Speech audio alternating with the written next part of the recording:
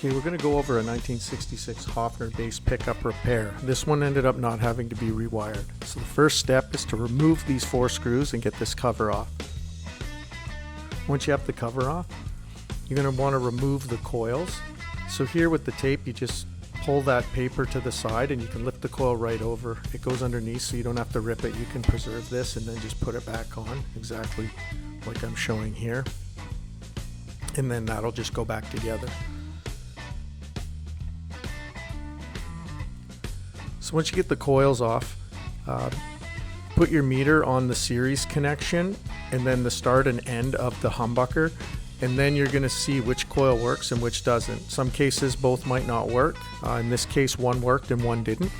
So I was able to just take that coil off and then try and figure out whether or not that was going to need to be rewound or whether we could find the break and repair it.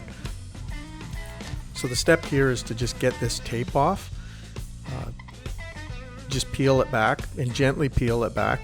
It comes off relatively easy.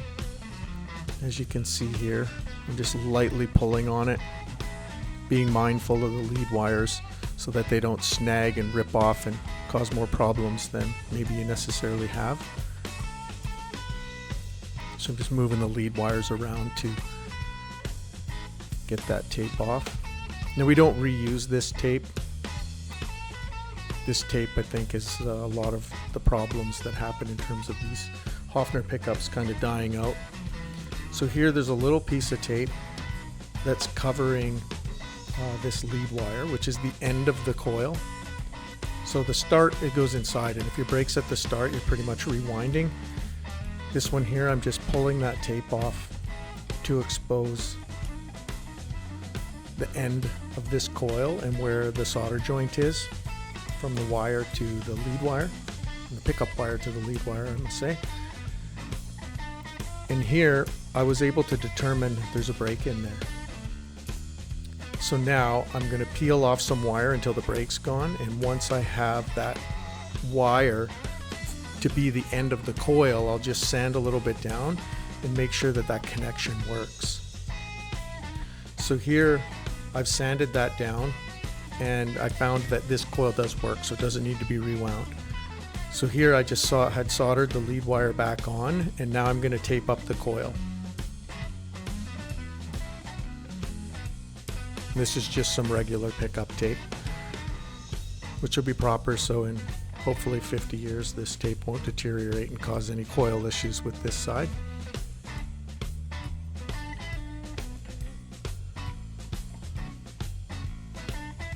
Again, just making sure that you get around those lead wires. Doesn't take much of a tug on those to break something, and then you could be rewinding something that you don't necessarily have to rewind. So I get the tape on here, and now I have the start and finish of the coils. And then here I've got the series connection back together. It's always good to take little notes on which wire's what so you remember later on, just in case you forget. So these series wires, you want to just kind of tuck away in between the bobbins. These ones I was able to reuse. They had like tubing, wire tubing. I don't think it was shrink wrap or anything, but it just kind of pulled off. It was just on there to protect that solder connection from causing any wire damage or shorting out anywhere. And every step along the way, I make sure I've still got signal.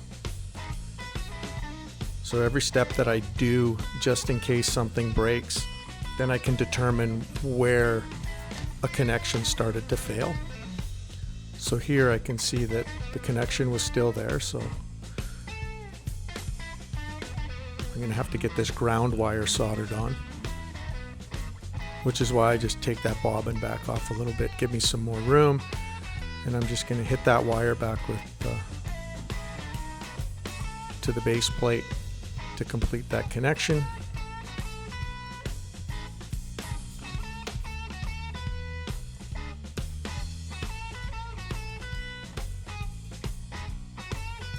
And then I'm going to test it, make sure that I've got things working. And now that that's on there,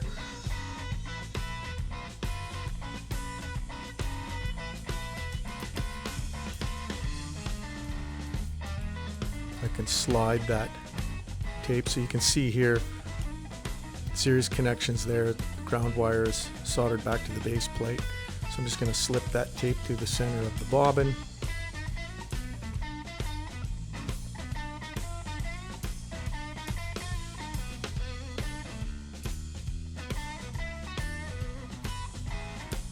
Yeah, get that in there, and then tuck away those series connection in between the two bobbins so it's nice and clean. And then get the ground wire in there so that there's room for the cover to go back on and it's not snagging any wires or clipping away at anything. Sometimes it takes a bit.